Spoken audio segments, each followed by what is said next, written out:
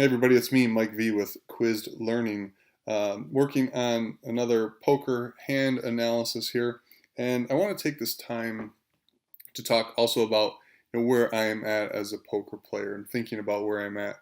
I think that's one of the things that separates the average player from a slightly above average player, which I'm hoping that I am.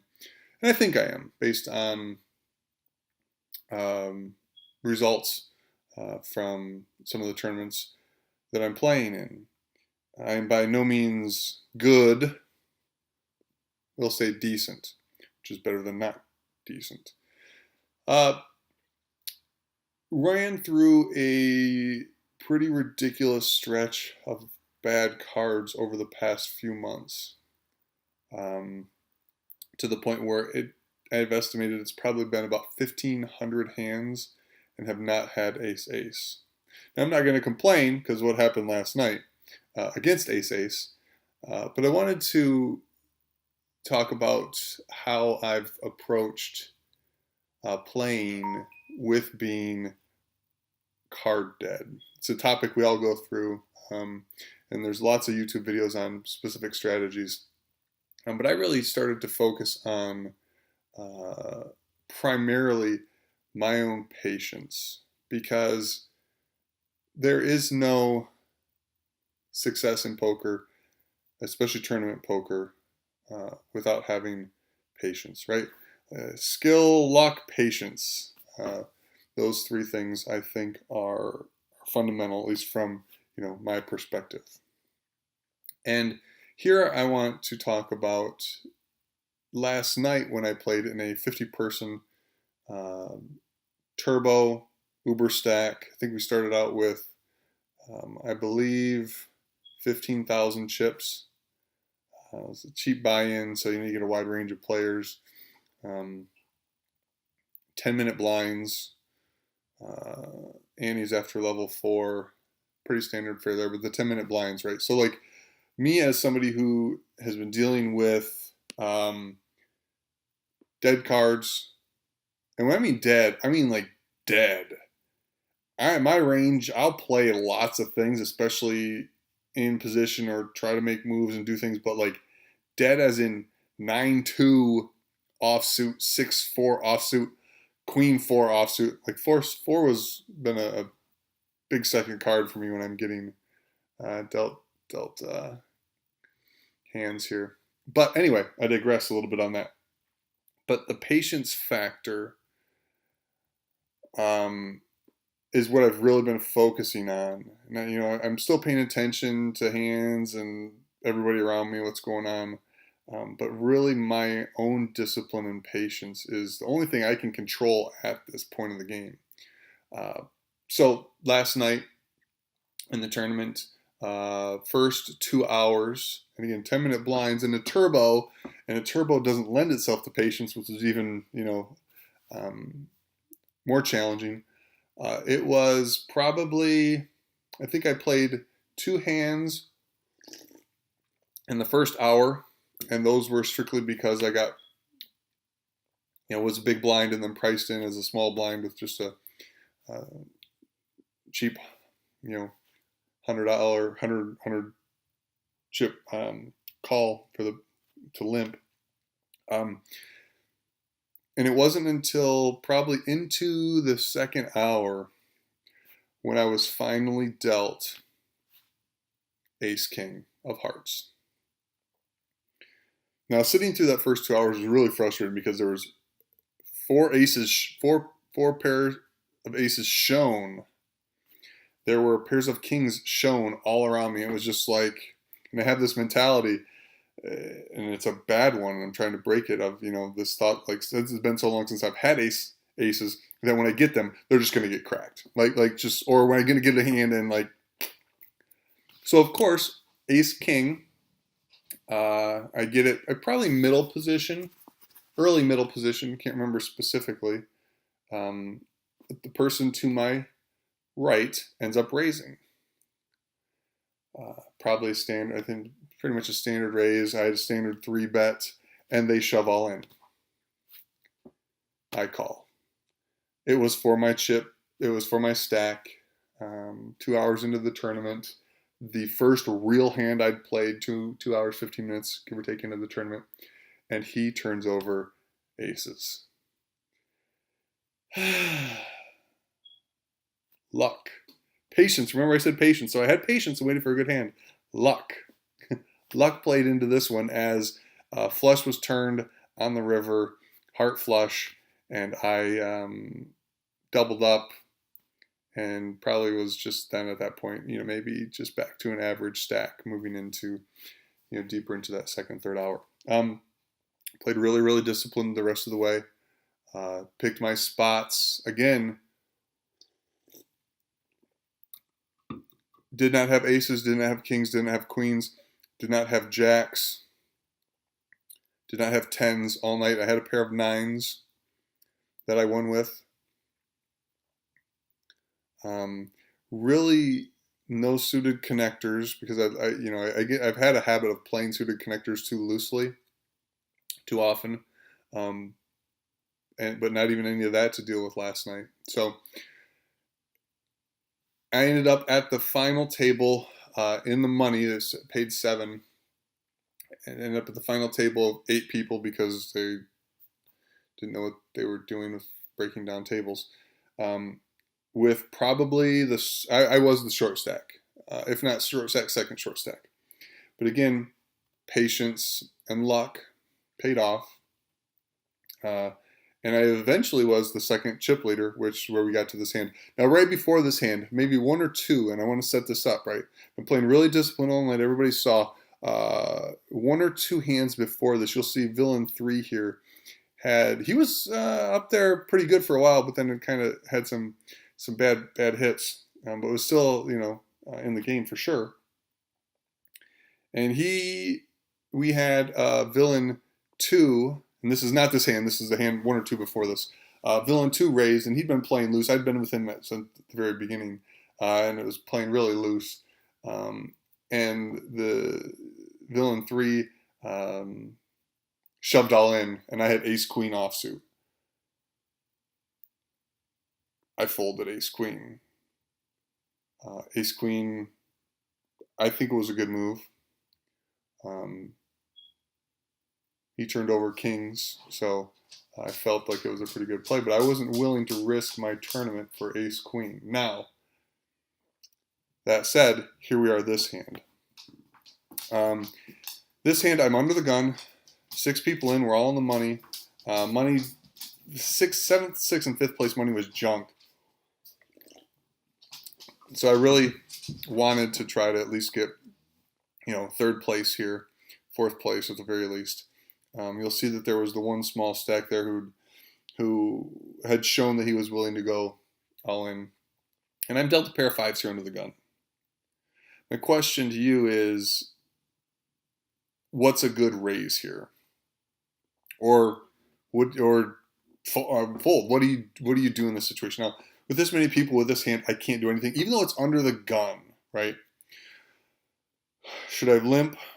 What are the benefits of limping, right? Somebody behind me with a marginal hand might shove to try to collect my blind, maybe, or to collect my bet. I raised 150,000. Maybe that'll work. And yeah, so here we go. What do you do here if you raise how much? I raised 150,000.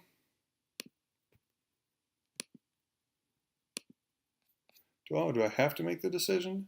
So I'm going to bet or raise. Cool.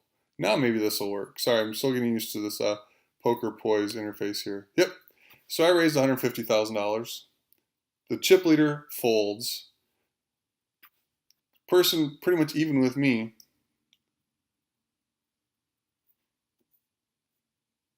calls 2 spots behind, and then everybody else folds. So it's me with a pair of 5s and the villain in for $150,000 at this point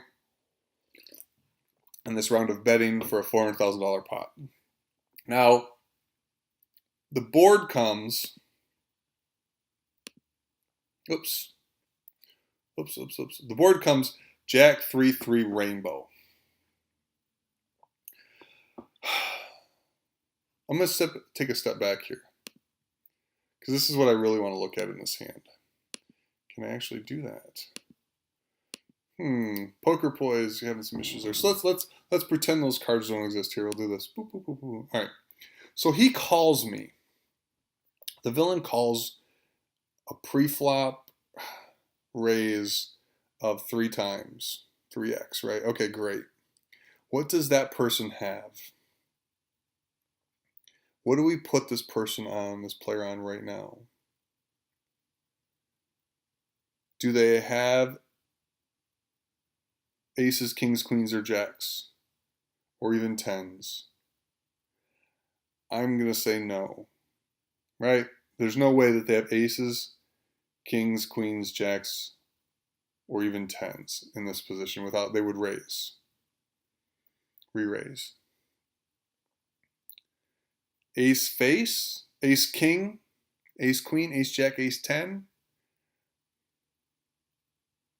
I'm going to assume ace king and ace queen, they might raise, re-raise. Ace jack, ace 10.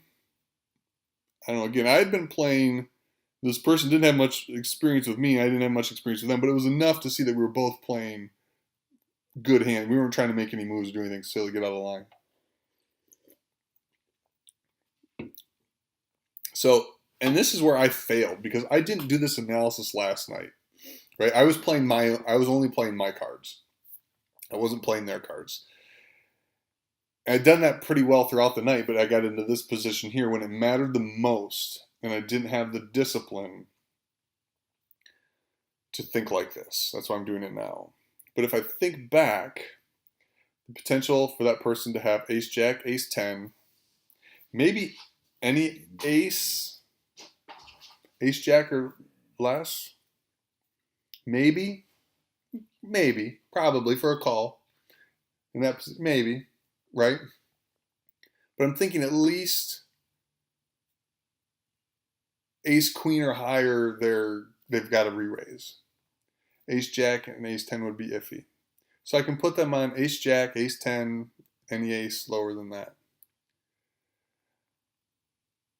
Pair of 10s and above, I'm thinking that they're also going to re-raise. So really, we're going to then put them on calling probably with any pair, right? 3x, any pair, they flop a set, they're going to make some money. That's how I would think, right? And maybe I'm thinking wrong, but that's how I'm going to think. Like, I get in here at a good price. I have a hand to hit, a hittable hand, so it's got to be pair of 9s, pair of 8s, pair of 7s, pair of 6s, pair of 5s. Any pair of 9s or lower, you got to think they're just going to call here. So I can put them on that. Now, what about suited connectors? Does our range go that wide? Right, like suited connectors below 10. Because I'm thinking, well, any suited connector, ace 10 or face, right, suited connectors, they're probably going to, I don't know, that's going to either be a call or a raise, depending. With that many people behind, I got to think suited connectors are going to raise. I don't know. What do you think about that? Suited connectors 10s and lower, that's probably just a call as well. So they've got a pretty wide range here. I don't think that they're doing middling suited connectors, right? I don't think they're doing anything with like 3, 4, 5, 6. I don't think they're doing anything with that. So if we think about it, their real range is probably ace jack, ace 10, ace 9. No. This late in the tournament, with where they're at and with what I've got, I don't know that you would play ace 9. I would fold ace 9 in that situation, especially with that many people behind and the stack sizes, right? All those stack sizes, at this point, the effective whatever stuff that they say, I think about that 270 that's still in there. That's enough to do some damage with a raise, and you have to fold ace 9 if that person shoves. So this person probably is thinking it has to have a hand that can call a shove. That's why I was betting here, because I was hoping they would wake up with something behind here, and I could play around with it and maybe catch some of that. So ace jack, ace 10, pair of nines, pair of eights, pair of sevens, pair of sixes, pair of fours, pair of threes, pair of twos. Maybe middling suited connectors. That's what I'm going to put them on. So here comes the flop. Jack 3-3. Decision time, folks. At this point, what are you thinking and what are you going to do? I'll tell you what I did. I checked. The jack scared me. I was thinking more of the jack than anything else. I can't put them on any three. Unless it's a pair of threes. If they got a pair of threes, more power to them. Sometimes you just have to bet and accept that they've flopped quads. So here I am, like, really only worried about a jack. Is a jack in their range?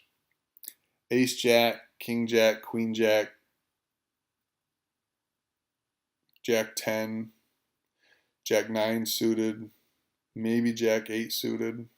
And I decide to check. Why do I check here? Why do I check here? Because if they raise, or if they bet, can I call? If I check here, I'm really hoping for another check, right? I'm hoping for, basically, if they check here, I'm hoping for a freaking showdown, a cheap showdown on the river, right? If I bet here, what am I going to push them off of? If I bet here, I'm probably going to push them off. Well, if we're only assuming they have ace 10, I'm going to push them off ace 10. Am I going to push them off any pairs here? Because what are they putting me on? They got to put me on they have to put me on the things that I said he couldn't have, would have re-raised with. They're going to put me on big pair, good suited connectors, ace king, ace queen, ace jack, right? So I feel like, looking back at this, that I should have raised, or I should have bet at this point. But I checked. And what happens? Let's see here. I check, and he shoves all in.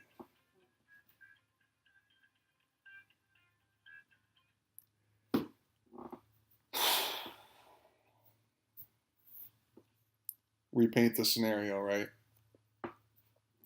Pair of fives for someone who could have a jack in their range. And again, this is me thinking now, not freaking last night when I should have been thinking.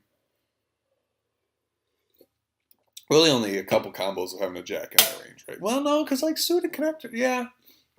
There's lots of jacks in their range, now that I think about it, right?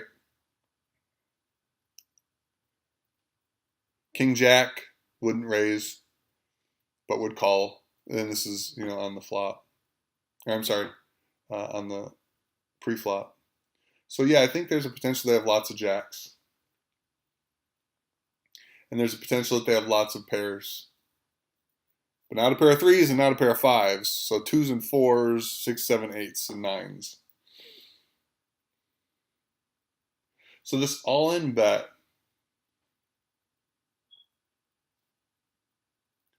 I felt, was trying to push me off a weak hand because they had a weak hand.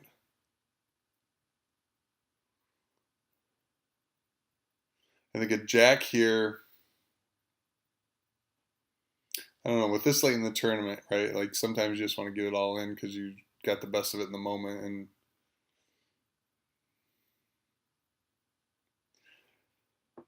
what do you think? Do you call or do you fold? Tell you what my dumbass did. Right or wrong, I don't know. That's what I'd like to discuss a little bit. Right? I called. I called. He showed sixes, blank six, just to dig it in on the river, and I was out of the tournament.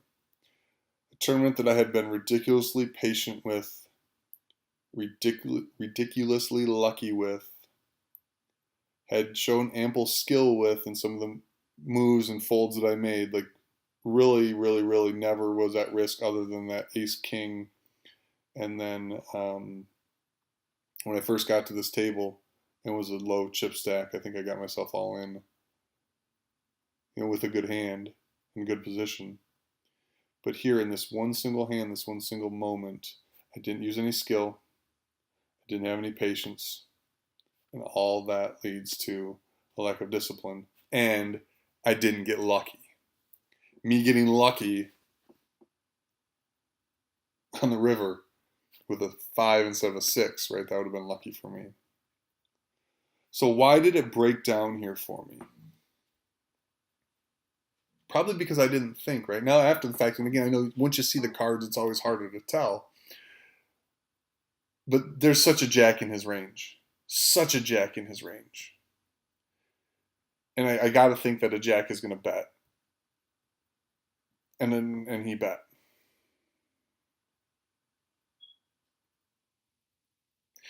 Over pairs to what I have are in his range. If he has one of those, he's going to bet. Like this was I feel such a bad call on my part, especially with where I was at chip size, stack size, players behind, the momentum I had, the decisions I was making. I was making really, really good decisions when I thought about them. And I think here's something that happens is I thought that I had thought about this hand, and I didn't.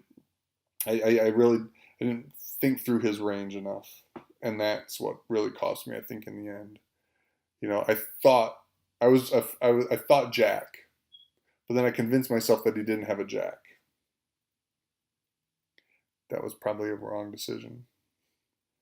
But anyway, felt good finally being in the money after a couple months of just purely struggling. Felt good, the demonstration of patience and skill. Felt good to get lucky with ace king against aces. But the doing things one time last night, it's something that the momentum, with the positive momentum, the forward movement of being patient is really important. Because again, last night I probably played 10 hands. In all honesty, 10 hands. Maybe got up to 15. Final table is a little bit, might have played. No, I probably played 10 hands in the tournament. So anyway, I'd like to hear your thoughts on this hand, especially what you're going to do here in the moment. Is my post game thinking right of how I should have approached it? And really like this idea of treating poker as critical thinking and thinking about your thinking. Which brings me to a book that I'm reading. This is a book I'm using multiple courses that I'm building along with this poker. Oops, there we go. Along with this poker course. I'll bring some snippets out of here. Because I'm finding in poker training books, I don't like them because it's good to hear somebody else's systems and opinions on things, but they're just the hands that they show and stuff. I don't know how much of the mental process, at least the books that I'm checking into, are doing right now. So this book right here that I'm checking out, Mastermind, How to Think Like Sherlock Holmes, starting out really interesting, 40 pages deep in a 250-page book. But really going to bring this into this poker class because I want to use this poker class to work on critical thinking and critical thinking around poker and analyzing scenarios that have, dynamic variables, multiple variables. So anyway, that's this video. It went really long because I'm still contemplative here, and that's one of the things like that this book is talking about. Another thing that is a lot of the courses that I build revolve around experiential learning, and experiential learning, more than anything else, revolve around thinking about your thinking and reflection. So taking the time here to reflect on hands like this and to communicate with you all is, I think, very important. So interested to see or hear, specifically what you would do in this scenario, but then also just on the topics covered in the video in general. If you'd like to stay tuned, follow Facebook, where I'm posting these videos initially. Patreon, I'd love it if anybody would give me $1 for making a video. And then, wherever these courses end up, this will be a free course, and I'm excited to be able to share this stuff and just build a community, get a better understanding of critical thinking and poker itself. So have a good one.